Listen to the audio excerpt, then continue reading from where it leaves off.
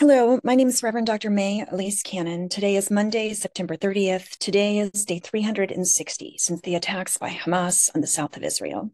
360 days. Greetings from Cairo. I'm in Egypt. I'm here for meetings with government officials, with religious leaders. It's just approaching midnight here, and there are so many things that I could share about the meetings that I've been having, the things that I'm learning here from being on the ground in the Middle East. But just a few quick observations from some of the conversations I've been having just in my first day of meetings here today.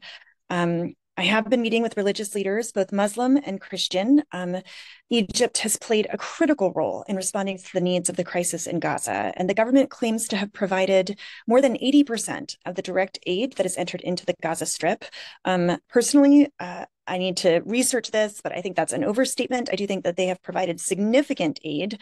I'm in touch with humanitarian actors on the ground and have asked for statistics and where that can be substantiated. So far, that's been what's reported by the Egyptian government, but I haven't seen it substantiated by any actors outside of the Republic of Egypt. I'm waiting to hear back. But what we do know is that Egypt has been a critical player nonetheless, and that prior to the takeover of the Rafah border, by the Israeli military point for aid, under which it had the Rafah border was under Egyptian control, and up until that point, that was the main entry point. And then aid, humanitarian assistance, started to go through the Kerem Shalom checkpoint, and then there's another checkpoint that's open in Israel, and we saw the amount of humanitarian assistance decrease drastically.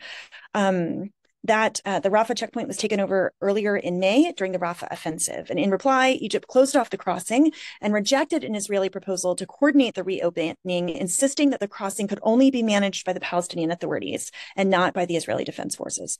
One of the main reasons we've seen a decrease of aid in the past months has been because of the closing of Rafah. And as you know, many humanitarian actors have accused the Israeli military of withholding humanitarian assistance as a weapon of war. Now, the U.S. has said that they will announce today, Monday, nearly $336 million in additional humanitarian assistance for Palestinians in Gaza and the West Bank. That's according to U.S. aid. Reuters reported that today. The funding will enable U.S. aid's partners to continue to provide humanitarian aid, including food assistance, healthcare, nutrition, and other services, according to the statement.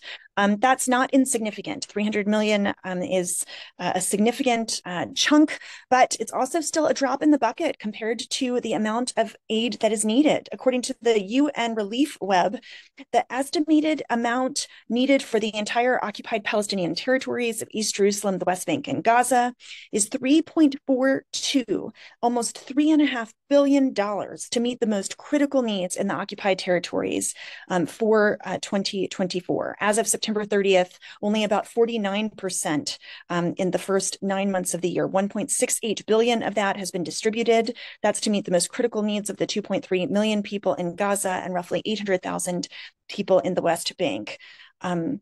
So you can see those statistics on the United Nations Relief Web. The health ministry in Gaza reported that 20 people have been killed and 108 injured in the past day. And there are so many updates in terms of what's been happening on the front in Lebanon. Reports indicate that an Israeli ground invasion is imminent. Maybe by the time you've watched this, it might have happened already. Some reports in Israel have said it's happened, and then those reports have gone off of X. But as of the time of this recording, again, about midnight in Egypt, it has not happened as of yet. Israeli tanks have not entered the country, security forces say. There have been powerful airstrikes near the Litani River. Israeli planes can be heard in the southern part of the country. Sky News Arabia reported that the IDF is calling on residents in the south of Lebanon to evacuate. BBC reported that the airstrikes have continued, and as many as 1 million people across Lebanon may have already been forced to evacuate, according to the prime minister. He said it's the largest displacement that's happened. That would be since the 2006 war. Lebanon's health ministry reported more than 50 people were killed in strikes yesterday on Sunday, 2 days after the Hezbollah leader Hassan Nasrallah was assassinated in Beirut. Meanwhile, Hezbollah fired more rockets into northern Israel. I'll talk more about that in a minute. The Washington Post summarized the situation today, and they said after years of economic hardship, Lebanon now faces a catastrophe. More than 1,000 people have been killed in the last 2 weeks, and hundreds of thousands have been displaced. Hospitals are filled with wounded, and shelters are overcrowded. capacity. Reports indicate that a ground incursion may be limited in scope. Its main goal is to locate and destroy Hezbollah infrastructure near the border, according to the military. In the event of an incursion, the IDF says Hezbollah may increase the rate of launches and expand its firing range. Now, honestly, I just want you to know the U.S. has said that they've had influence on this. Every time that the U.S. has asked Netanyahu to do something, he's essentially done the opposite. But the New York Times reported that the U.S. has attempted to dissuade Israel from conducting a major ground invasion. And the U.S. is claiming that this whole reporting about a limited scope is because of their influence. But I hope they're right. I hope they're right. I hope they're right, but we'll see. When asked about reports of an imminent ground invasion, Joe Biden said, "We're more aware than you might know. I'm comfortable with them stopping. We should have a ceasefire now."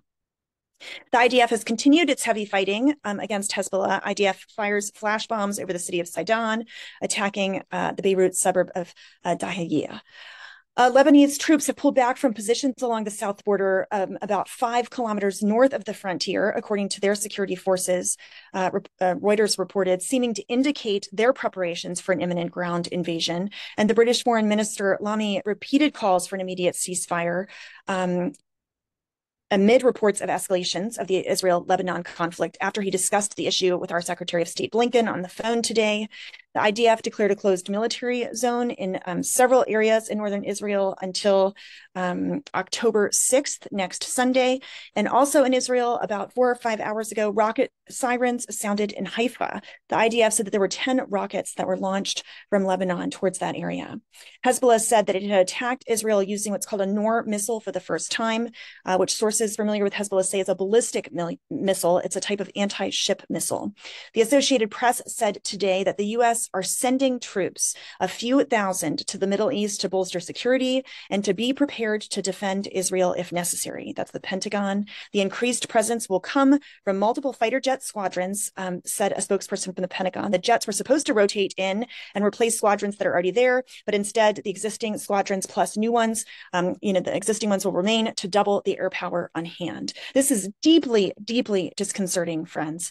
Here in the Middle East, a big part of the conversation is how the bombs being used, not only in Gaza, but now in Lebanon, many of them are made in the United States. And I heard repeatedly today the huge bombs made in the United States.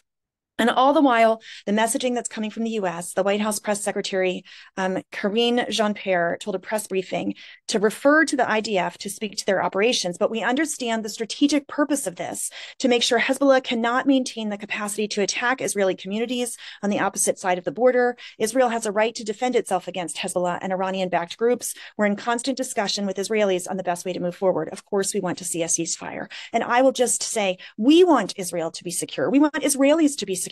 We want people in Gaza to be safe. We want safety and security for Jews, for Christians, for Muslims. We want that too for the people of Israel, for the people of Lebanon, for the people of Gaza. But if Israel thinks that increasing attacks across the Arab world from Gaza to Lebanon is making them safer, it is a gross miscalculation.